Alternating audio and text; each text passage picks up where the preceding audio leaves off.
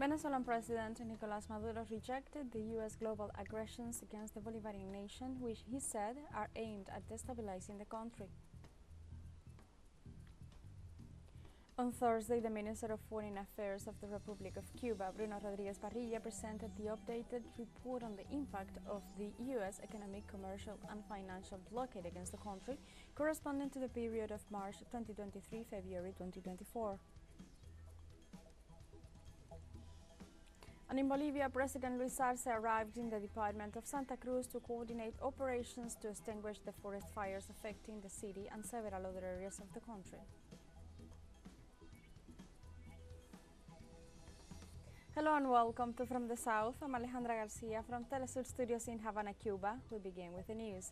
Venezuelan President Nicolás Maduro rejected the U.S. global aggressions against the Bolivarian nation, which he said are aimed at destabilizing the country. The statements were made at the anti-imperialist rebellion square in Caracas during the celebrations for the 16th anniversary of the youth of the United Socialist Party of Venezuela, which Maduro presided over.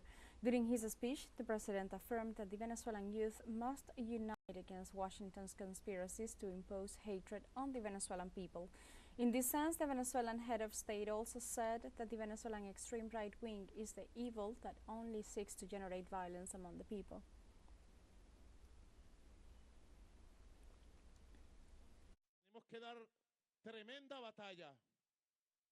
We have to fight a tremendous battle for the mind, for values, for the cause of the homeland, especially now that Venezuela is being attacked worldwide.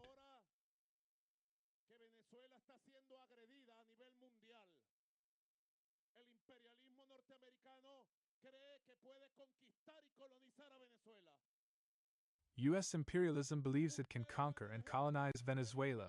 Are you going to let imperialism take over Venezuela? They believe they can impose fascism by force.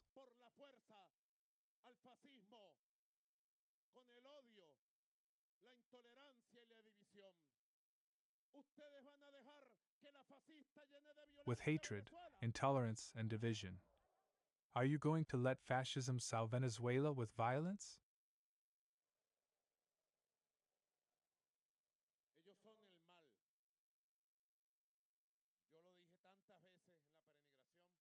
They are evil. I have said it so many times in my pilgrimages. This is a battle between the good, between truth, between justice and them. During the day, the youth movements also celebrate the 16th anniversary of the foundation of the United Socialist Party of Venezuela's youth organization. This activity was convened nationwide by this movement to display their support to sovereignty and democracy. President Nicolás Maduro sent a message of congratulations to the organization and asserted that they are a fundamental part of the Bolivarian project.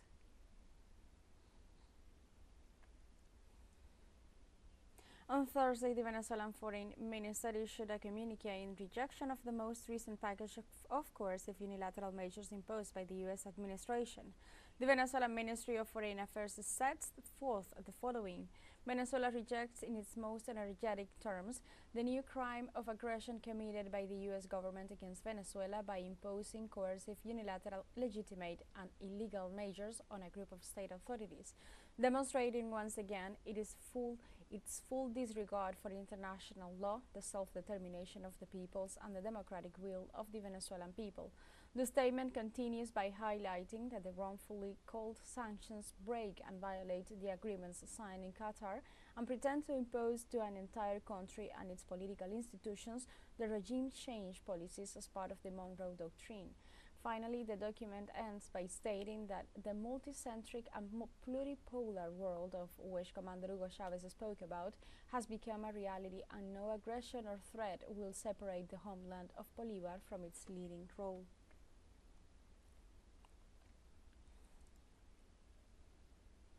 The government of Nicaragua condemned imperial aggressions against the peoples and governments of the world and expressed its solidarity with Venezuela in the face of the sanctions and blockades imposed by the United States against the country. In an official communique issued on Thursday, the Nicaraguan government rejects and condemns the continuous aggressions that in the form of undignified and punitive domination are launched against its people and governments in times that it describes as of luminous battles for our dignity, sovereignty and rights. The document went on to say imperial, colonial, and neo-colonial aggressions only show the impotence of and rage of decadent and decrepit empires, which morally have lost all battles against a world that is neither submissive nor dependent, but brave, courageous, and determined to transform the outdated systems and create a new multipolar world.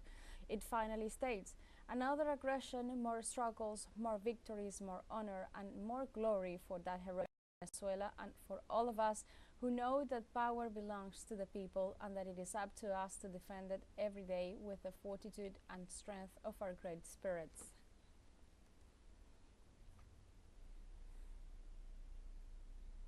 During the 57th regular session of the United Nations Human Rights Council, Venezuela rejected the aspirations of what is posing to be a new version of the failed Lima Group led by the fascistoid government of Javier Milei.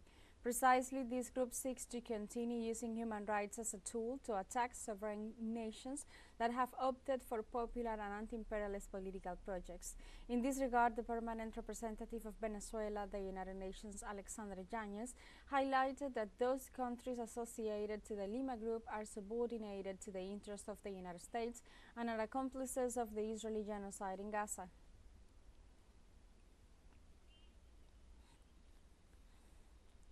Thank you, President. We exercise our right of reply in response to a statement read by the Argentinian Foreign Minister speaking on behalf of a group of countries. Obviously, we all know that this new aggression targeting Venezuela comes from the United States, which is once again using its lackeys for despicable purposes. And the United States and its satellites are determined to use the Human Rights Council to apply the so-called regime change doctrine and to apply maximum pressure against Venezuela. These governments, particularly the US government, thumb their noses at international law or human rights. And this is abundantly clear if you take any review of their position in response to the genocide being meted against the Palestinian people in Gaza. In the face of this global tragedy in Gaza, these governments are actively involved in said genocide through the supply of weapons or information used by Israel to bomb schools and hospitals. Furthermore, the permanent representative of Venezuela to the United Nations, Alexandre Yanez, warned about the true motives behind these systematic attacks on the Bolivarian Republic, which lie in the Western interest in its oil and gas reserves, and expressed the conviction of the Venezuelan people and the countries of the Global South to oppose to these imperialist advances and exploitation of their resources.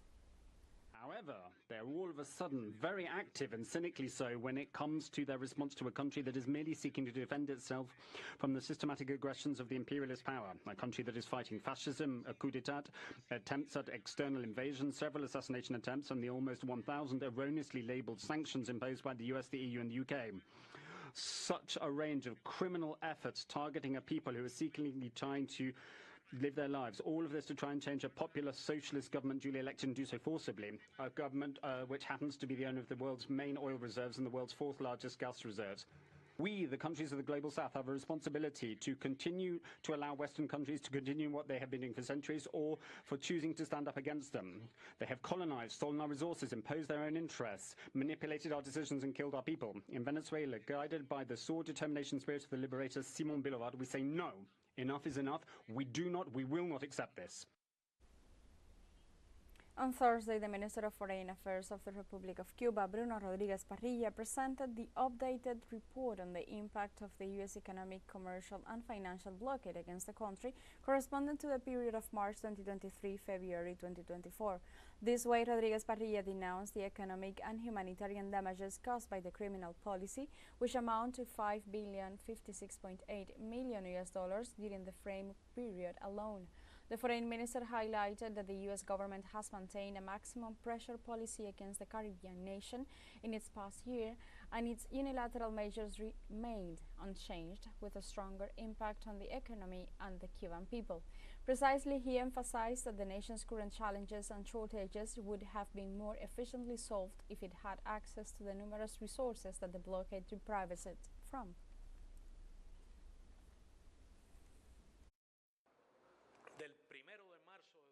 From March the 1st, 2023 to February 29th of this year,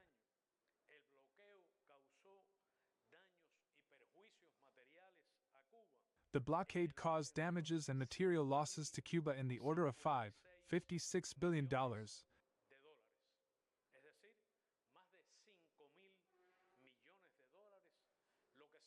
That is to say, more than $5 billion.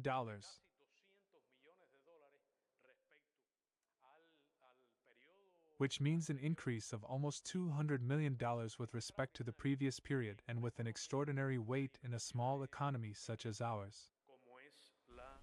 Let's take a short break, but remember you can join us on TikTok at teleSUR English, where you'll find news in different formats, news updates, and more. We'll be right back. Stay with us.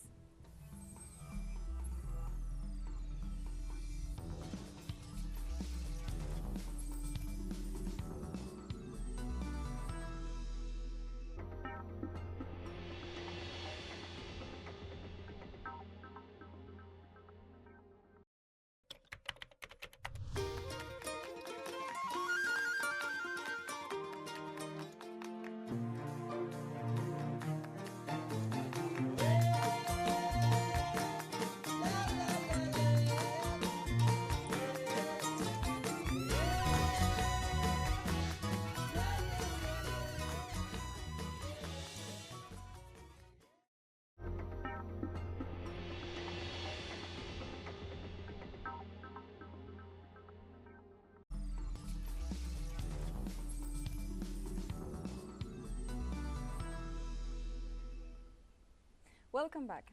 The Chilean President Gabriel Boric announced his intention to process a legislative project which aims to exclude from the legal framework the application of amnesties, indults, and pardons for crimes against humanity. Boric assured that although the amnesty is no longer applied, it is necessary to end its effects in a definitive and irreversible way. He highlights that with these actions, Chile intends to comply with the recompensation of international organizations and reaffirm that crimes against humanity are unforgivable and that no law can erase them. Additionally, he announced that this month will begin the process of delivering to the families of the victims of the military regime the files of their cases.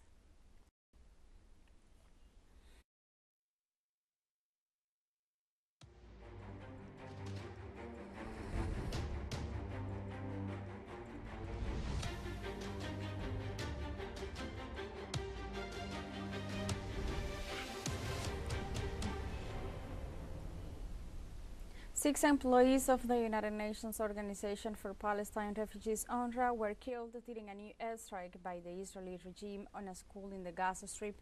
The agency reported that its employees were killed during two airstrikes carried out by the Israeli regime in the Nusayrat refugee camp in central Gaza, while noting that this is the highest death toll among the staff on UNRWA in a single incident since October 7th.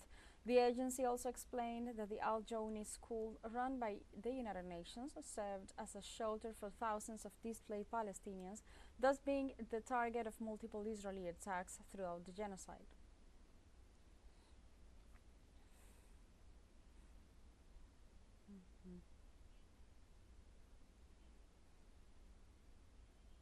On Thursday, protesters continue rallying against the Australian government for selling arms to Israel within the context of the Land Forces Expo, an international military conference held in the Melbourne Exhibition Centre.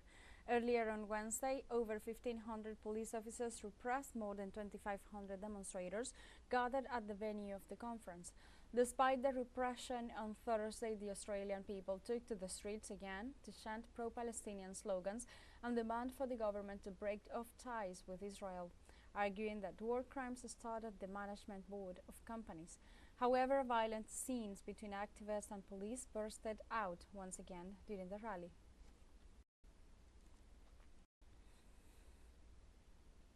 The Russian armed forces liberated in 48 hours 10 localities of the Kursk region. The Russian army attacked several airfield infrastructures and energy facilities that were used by Ukrainian troops. Russian forces destroyed 4 armored personnel carriers and 9 US and British-made howitzers. According to data provided by the Russian Defense Ministry, Ukrainian military casualties amounted to more than 2,000 soldiers on the northern, western and southern fronts of the Kursk region. On Thursday, Russian President Vladimir Putin spoke of the use of Western long-range and precision weapons that Kyiv does not know how to use unless NATO and the United States facilitate an attack on Moscow. The Ukrainian army is not able to strike modern high-precision systems of large range of Western production. It cannot do this. This is only possible with the use of intelligence data from satellites that Ukraine does not have. This data is only available from the satellites of the European Union or the United States, in general, from NATO satellites. This is the first point.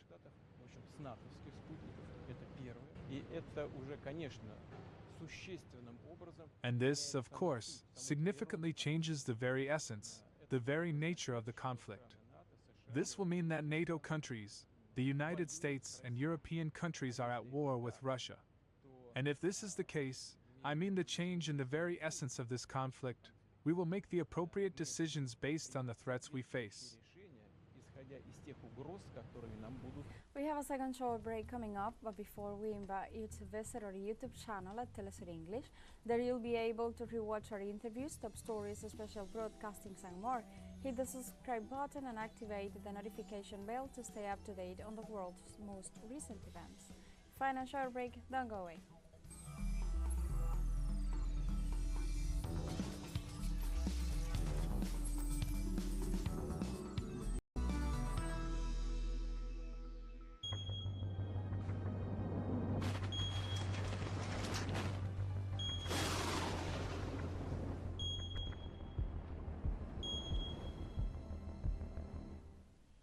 Welcome back to From the South. In Bolivia, President Luis Arce arrived in the department of Santa Cruz to coordinate operations to extinguish the forest fires affecting the city and several other areas of the country. President Luis Arce arrived in the city of Santa Cruz to meet with his cabinet of ministers and the governor of the state, Mario Aguilera. The main objective of this meeting was to coordinate the necessary actions to fight the forest fires that are affecting several regions of the country. In this sense, the national president announced that on that day he would fly to perform aerial discharges of water, an unprecedented measure in the country, to reinforce the efforts to fight the fires. He also assigned to each minister of his cabinet areas of action, both in Beni and in Santa Cruz, to extinguish these fires. In Ecuador, 22 forest fires are still active, affecting more than 16,000 hectares. The National Risk Management Department reported that so far, 2 of the fires have already been controlled.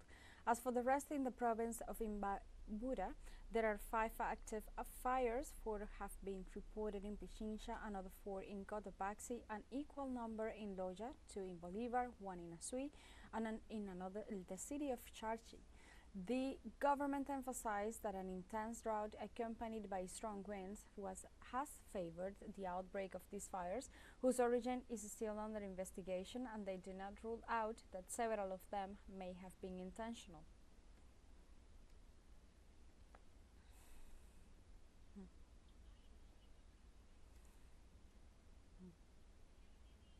In the United States, authorities reported on the spread of the flames of 3 fires currently raging out of control in the mountains of Southern California.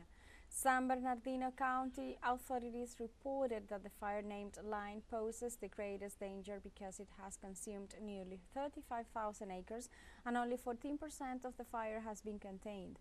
The county's police chief, Shannon Dickus, declared that about 73,000 structures have been threatened by this fire.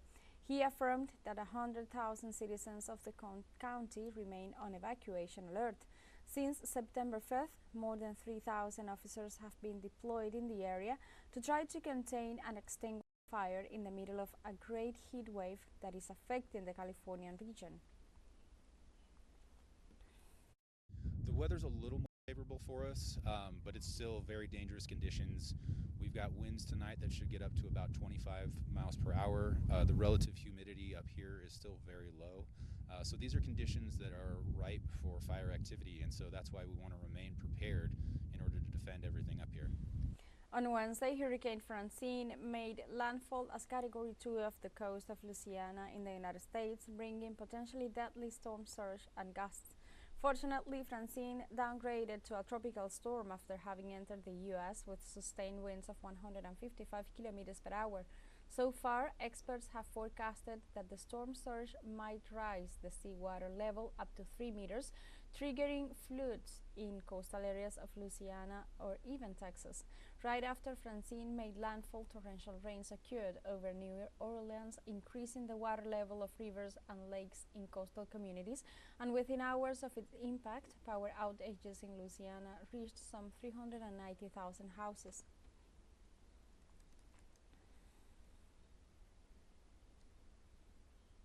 In Mali, the tomb of Askia, built in 1495, is now expected to be restored to counteract the effects of climate change. In the heart of the east city of Gao stands the tomb of Askia, a symbol of the West African country's rich cultural heritage and a testament to the splendor of the Songhai Empire. The ancient burial site dating back to the 15th century is now in peril as climate change and extreme weather conditions take their toll. The consequences of climate change, and in particular the intensification of rainfall, increases its structural vulnerability. However, efforts are underway to maintain and preserve the structure, which is a source of pride for inhabitants and a draw for visitors from near and far.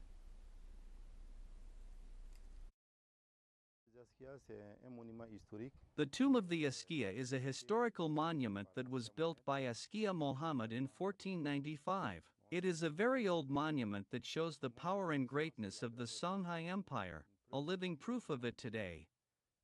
So it is a monument that is also on the National Heritage List and on the World Heritage List since 2004.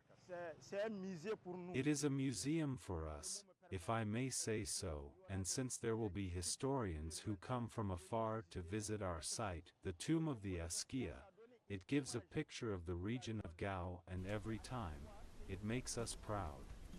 We have come to the end of this news brief, but you can find these and many other stories on our website at telesurenglish.net and join us on social media: Facebook, X, Instagram, Telegram and TikTok.